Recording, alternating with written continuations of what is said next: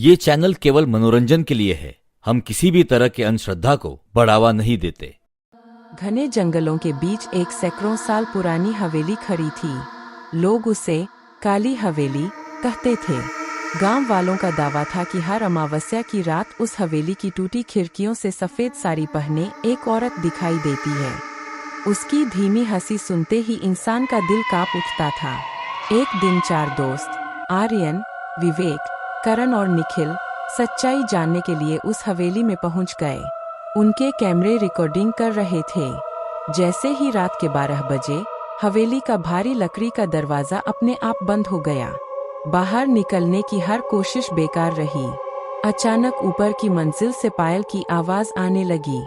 चारों ने टॉर्च जलाकर सीढ़ियां चढ़ी। वहां धुंध से भरा एक कमरा था, जिसके बीचों बीच एक पुराना झूला अपने आप हिल रहा था। हवा बिल्कुल नहीं थी, फिर भी झूला तेजी से आगे पीछे झूलने लगा। तभी दीवार पर एक परछाई उभरी। सफेद साड़ी में एक औरत, लंबे बिखरे बाल और लाल आंखें। उसने धीरे धीरे सिर उठाया और मुस्कुराने लगी। उसकी मुस्कान इतनी डरावनी थी कि विवेक के हाथ से कैमरा गिर गया। औरत ने धीमी आवाज में कहा, तुम भी मुझे छोड़कर चले जाओगे। जैसे सब चले गए, अचानक पूरे कमरे का तापमान बहुत नीचे गिर गया। चारों दोस्तों को लगा जैसे किसी ने उनके कंधों पर बर्फ जैसे ठंडे हाथ रख दिए हों। वे भागने लगे, लेकिन हर दरवाजा उन्हें उसी कमरे में वापस ले आता। करण की नजर एक पुरानी तस्वीर पर पड़ी। उसमें वही औरत अपने परिवार के साथ खड़ी थी। तस्वीर के पीछे लिखा था, साल 1948, विश्वासघात की रात। तभी एक जोरदार चीख गूंजी। हवेली की दीवारें कांपने लगीं।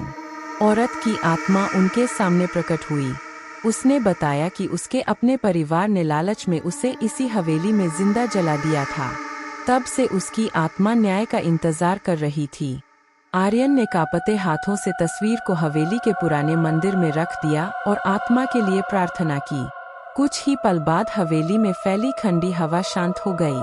औरत मुस्कुराई, उसकी आंखों से आंसू निकले और वह धीरे धीरे धुएं की तरह गायब हो गई।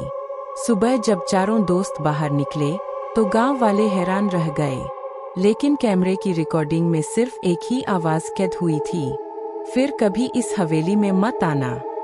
उस दिन के बाद काली हवेली हमेशा के लिए वीरान हो गई। आज भी अमावस्या की रात वहां से कभी कभी पायल की हल्की आवाज